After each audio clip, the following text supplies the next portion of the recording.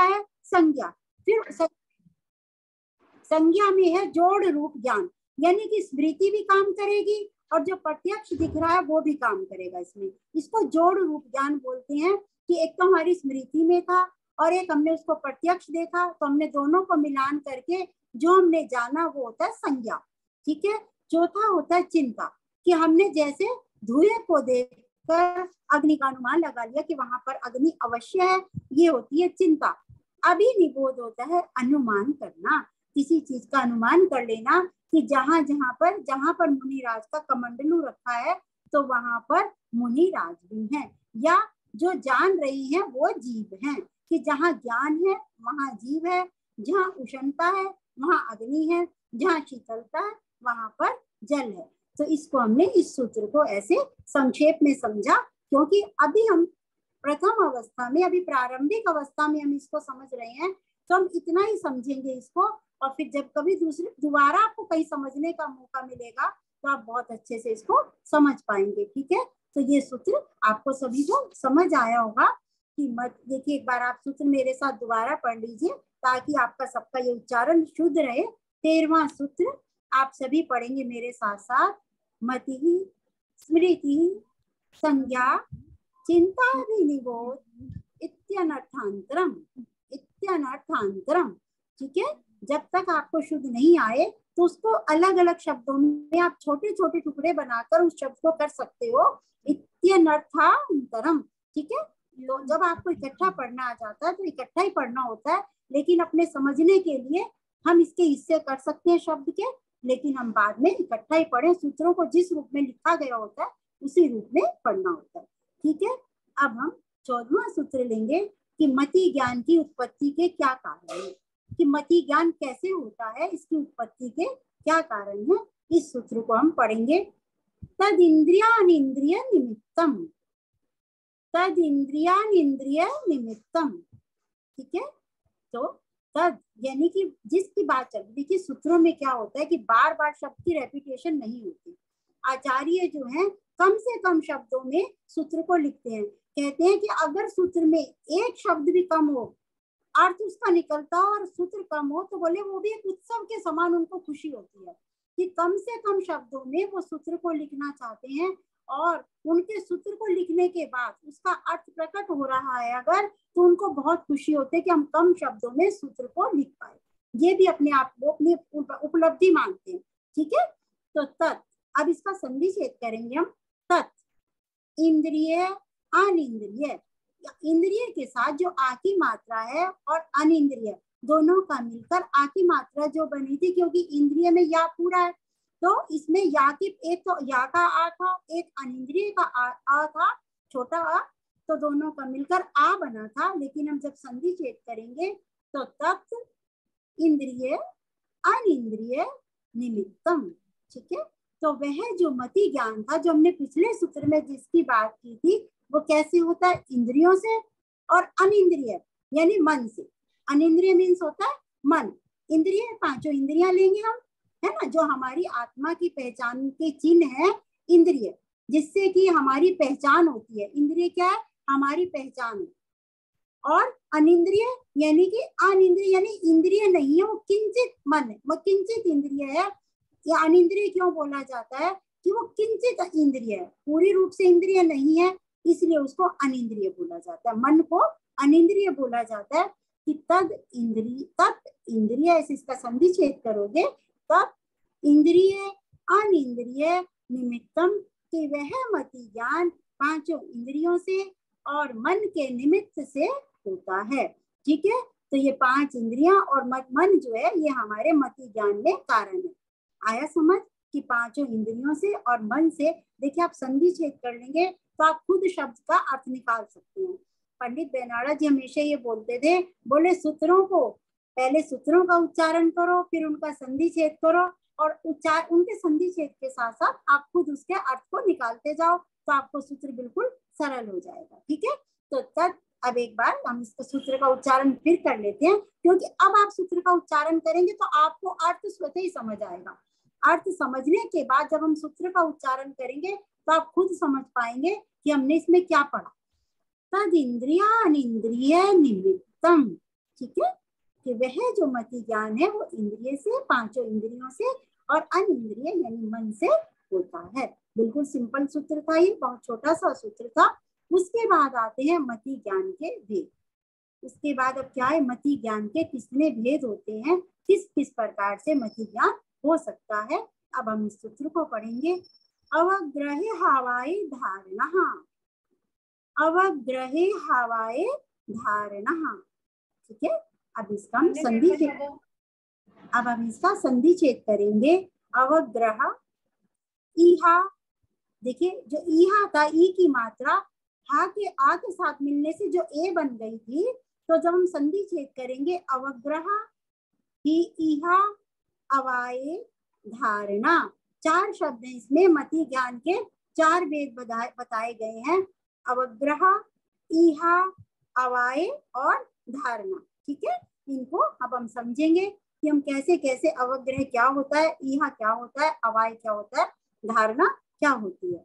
तो अवग्रह होता है कि दर्शन के बाद हमने किसी चीज का अवलोकन किया और उसको विशेष ज्ञान करना अवग्रह कहते हैं। जैसे पहले हम दर्शन को समझेंगे, इसमें एक दर्शन होता है, इन मति ज्ञान से पहले एक मति दर्शन होता है ना। मति ज्ञान से पहले मति दर्शन होता है। वो दर्शन कैसे होता है कि जैसे मान लो कोई वस्तु हमारे पीछे गिरी और हमें हमारे ज्ञान में आया कि वस्तु कुछ गिरी है, आवाज आई, और जितनी देर में हमने पीछे मुड़ के देखा तो जो बीच का समय उसको बोलते हैं दर्शन।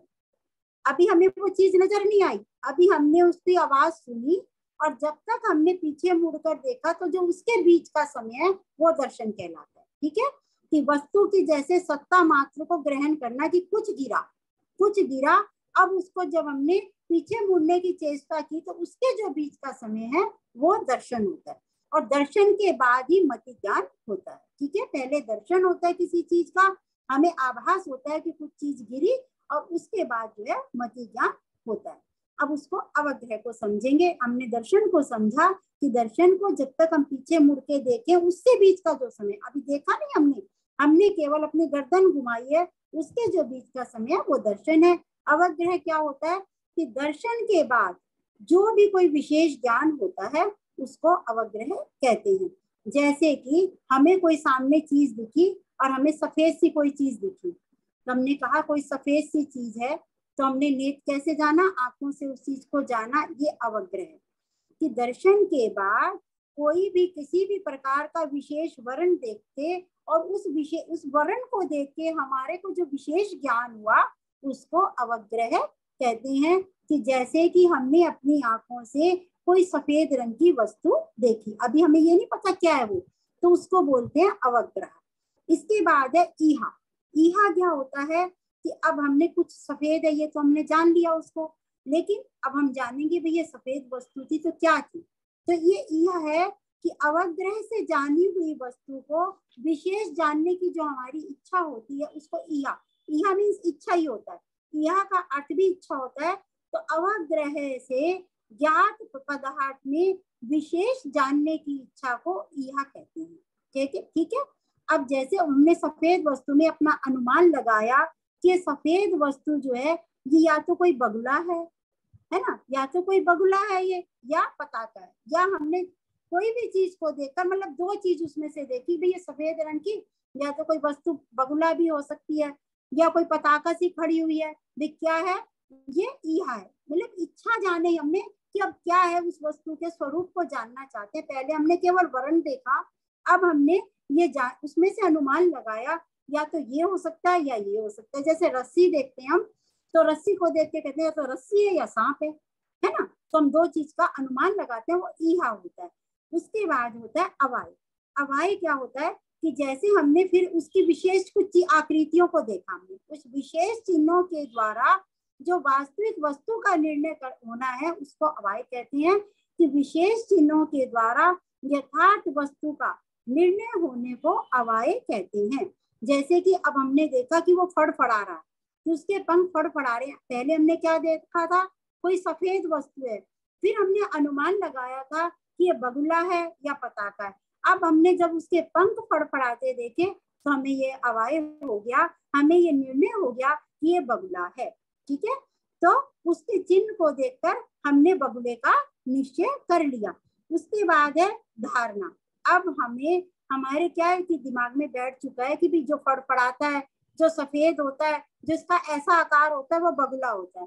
तो निश्चित जो वस्तु होते हैं, निश्चित हमने जिस चीज का निश्चय कर लिया, निश्चित हुई वस्तु को कालांतर में नहीं भूलना, बाद में नहीं भूलना, उसको धारणा कहते हैं। हम कहते हैं ना अपने मन में धारणा बना लो।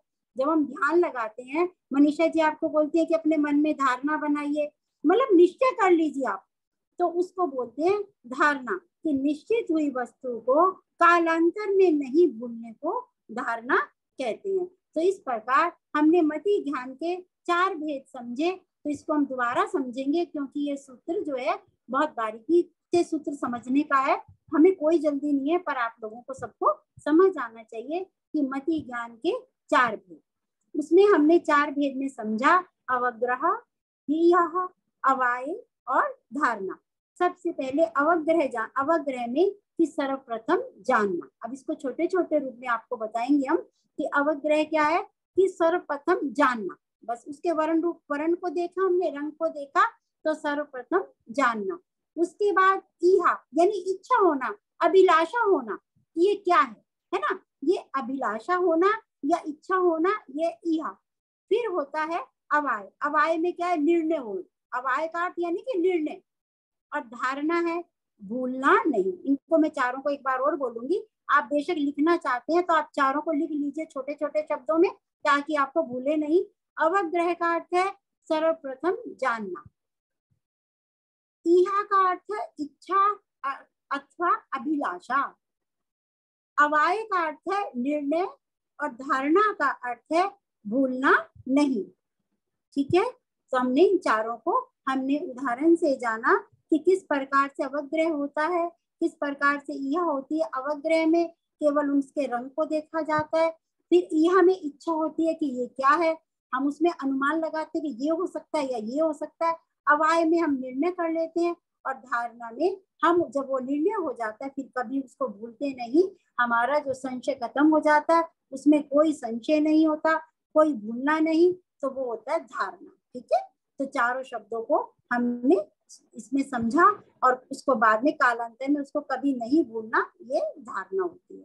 ठीक है, तो आप इसको किसी भी उदाहरण से आप इसको अपने कॉपी में प्रैक्टिस करें, क्योंकि देखिए सूत्र भी एक मैथ्स की तरह होते हैं। जितना इसको आप लिख के प्रैक्टिस करेंगे, कोई भी चीज समझने के लिए उदाहरणों को आप अपने शब्दों में अपनी कॉपी में लिखेंगे, आपको आगे भूलेंगे नहीं। ठीक है, अगला सूत्र लेते हैं हम, अर्थस्य।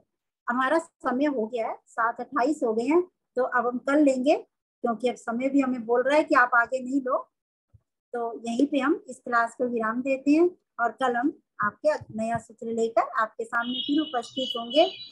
अब मनीषा जी आई हैं, अब आगे कुछ मनीषा जी करेंगे। हमने आज मनीषा जी वाली क्लास ली है, तो मनीषा जी आज हमारी वाली क्लास लेंगे। मैं आपकी क्लास ले ही नहीं सकती, आप इतना विस्तार में, आपके सामने तो मैं कुछ भी नहीं हूँ रेणु जी। मेरे पास आप समझा सकती हैं विशेष रूप से, मैं तो बहुत शॉर्ट में समझाती हूँ और उसके बाद आप विस्तार से समझाती हैं। आपके सामने तो मैं नहीं कुछ भी समझा सकती, आप खुद ही इतना नहीं लेकिन आप चलिए, मैं जो शुरू में विशेष जानकारी देनी होती है मैं वो दे देती हूँ।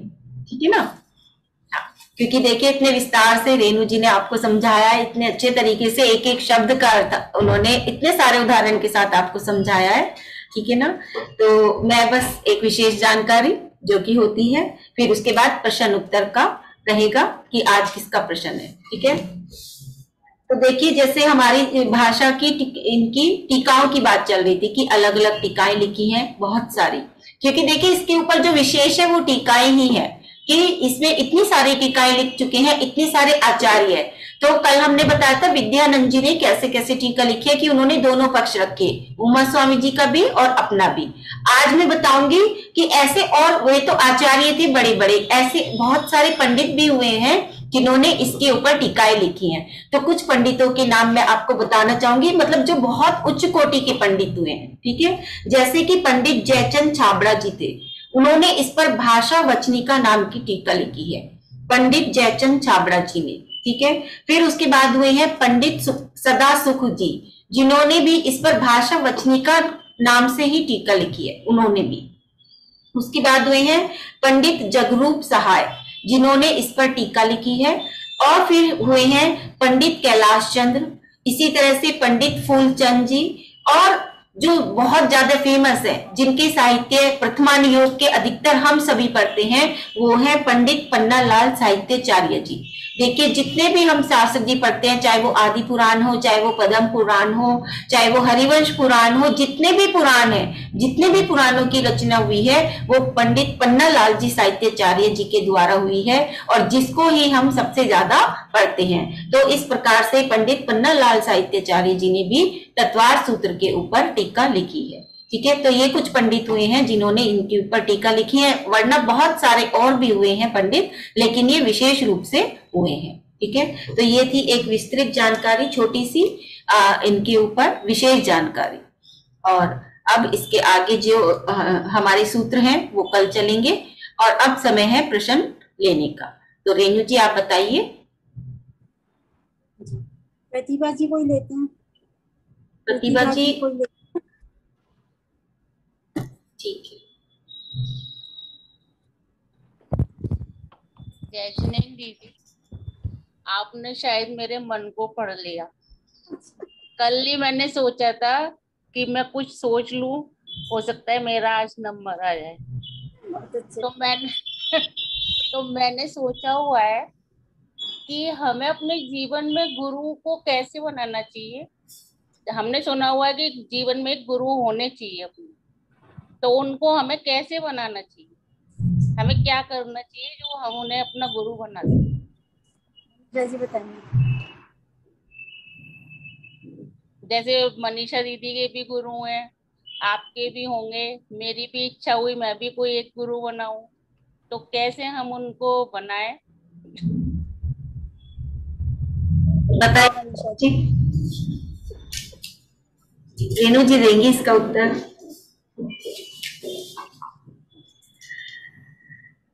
सबसे पहले तो जब हम किसी के पास भी जाते हैं, हम उनके गुणों से परिचित नहीं होते, तो सबसे पहले जब हम जाएं तो उनकी विनम्रता और सरलता को देखकर हम आकर्षित होते हैं। ठीक है ना। उसके बाद क्या है कि एक गूढ़ बात को लेते हैं जो हमारे समझ में नहीं आती, एक जो सामने वाले के मन को पढ़ के कि सामने मेरे जो शिष्य बैठा है वो कैसी बात समझ सकता है, जब उसके अनुसार वो हमें पढ़ाते हैं, तो उन गुरुओं को हम सबसे पहले एक्सेप्ट करते हैं, है ना। क्योंकि हम किसी ऐसे गुरु के पास चले जाएंगे जो बहुत विशद उस अर्थ में लेंगे, में नहीं समझ आएगा। हम दूसरा उन गुरुओं को लें, और तीसरा जो सच्चे देव शास्त्र गुरु को माने, मतलब वो तो पहले भी समझ लो या तीसरे भी समझ लो, किसी पे भी समझो, सबसे पहले तो ऐसे गुरु देखें कि जो सच्चे देव शास्त्र गुरु की आराधना करते हो, कोई अन्य मत के अवलंबी नहीं हो। सबसे पहले तो हम उन गुरु के पास पहुंचे, फिर उनकी विनम्रता और सरलता को देखें, और तीसरा हम उनकी बातों को समझ सके, ऐसे गुरु के पास जाएं। और जब उन गुरुओं को समझने लग जाएं तो आप उससे भी उच्च कोटि के गुरुओं के पास जाके अपने ज्ञान का वर्धन कर सकते हैं। ऐसे गुरुओं को देखें। और तो मनीषा जी बताएंगे और गुरुओं में क्या गुण होने चाहिए। देखिए, मेरी तो कहानी बिल्कुल ही अलग रही है।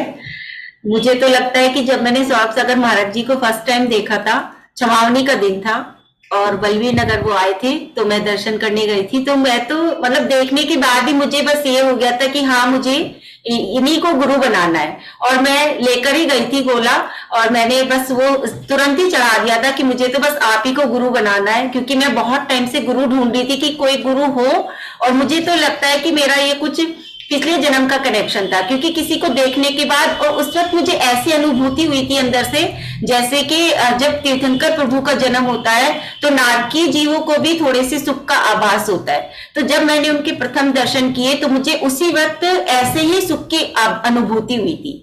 तो इसी मतलब वो मेरे अंदर की आवाज थी, मैंने कुछ नहीं देखा। बस हाँ, ये था कि मेरी एक फ्रेंड रहती थी कैलाश नगर, उनका उस वक्त चातुर्मास चल रहा था, और मेरी जो फ्रेंड थी वो रोज प्रवचन सुनने जाती थी, और आने के बाद वो मुझे रोज प्रवचन सुनाती थी। जो वो सुन के आती थी, जितना उसको याद रहता था, आने के बाद वो 1 घंटा मुझे वो पूरा का पूरा ऐसे ही सुनाती थी।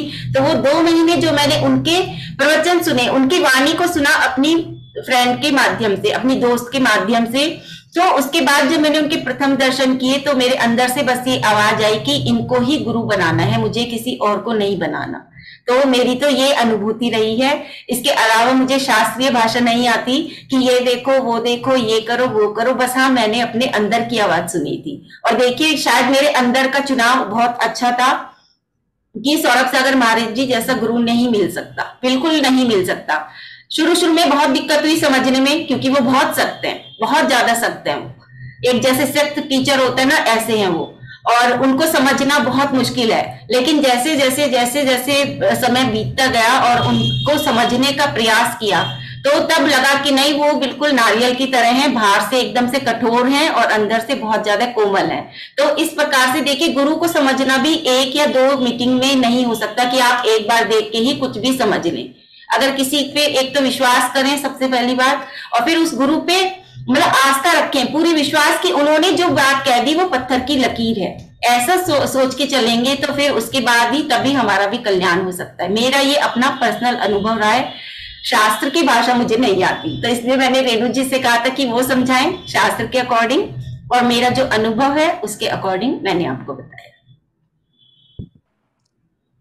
हमने गुरु को माना हुआ है, मतलब हमने अपने मन में सोचा हुआ है और जानते भी हैं, सब कुछ करते भी हैं, तो उनके आगे हमें नारियल वगैरह भेंट करना चाहिए? हमने गुरु माना है ऐसा कुछ बोल के। देखिए, जब हम जाते हैं तो हमें कभी भी किसी देव शास्त्र और गुरु के सामने कभी भी खाली हाथ नहीं जाना चाहिए, ये तो सबसे पहला पॉइंट है ना। हाँ, तो जब भी हम गुरु के पास जाएं या देव के पास, मतलब मंदिर जाएं या फिर शास्त्र के पास जाएं जिनवानी में, तब भी हम कुछ ना कुछ लेकर ही जाते हैं, चाहे वो सामग्री है चाहे कुछ भी है। और जब भी हम गुरु के दर्शन करने जाते हैं, फिर वो चाहे कोई भी गुरु है, तो तब भी हम गोला तो लेकर ही जाते हैं, ठीक है ना।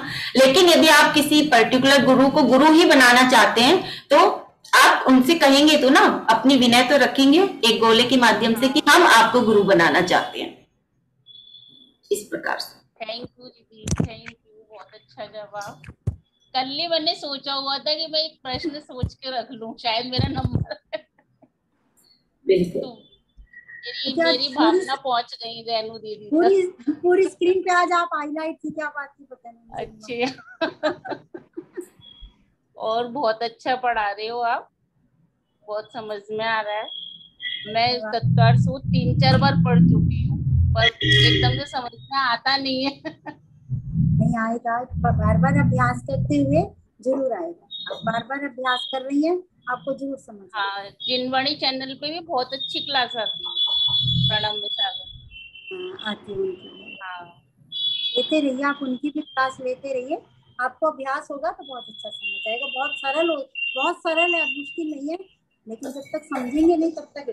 हाँ, समझ में आना चाहिए, वो बार बार अध्ययन से ही समझ में आएगा। थैंक यू दीदी, बहुत बहुत धन्यवाद। आप लोगों की बहुत बहुत अनुमोदना कि आप हमें ज्ञान दे रहे हो। बहुत अच्छी। चलिए आगे चलते हैं, और प्रतिक्रमण और जिनवानी स्तुति का हमारा समय हो चुका है। तो रेणु जी, प्रतिक्रमण और जिनवानी स्तुति। सभी हाथ जोड़ लेंगे। प्रथमं शरणं चरणं द्रव्यं नमः, आदिनाथ प्रभु के समक्ष पापों का करता प्रक्षाल, दिल न कभी मैं दुखाऊं किसी का, कषाय का हो मेरा त्याग, त्रस सावर जीवों की विराधना से मैंने जो पाप किया, प्रमादवश अपने नियमों में दोष मैंने जो भी किया, सूत्रों के उच्चारण में यदि कुछ भी अशुद्ध कहा, क्षमा प्रार्थी हूँ प्रभुवर, करता हूँ मैं अपनी गरज, सम्यक श्रद्धा बना रहे, समाधि मरण हो प्राप्त मुझे, परिणामों में शुद्धि हो, भव भ्रमण का हो नाश मेरी,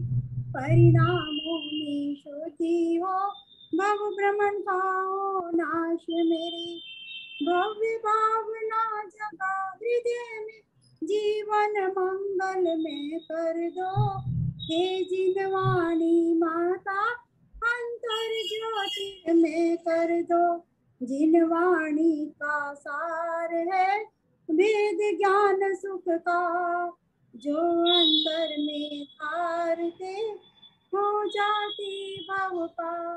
सभी नोगा नमो दानी।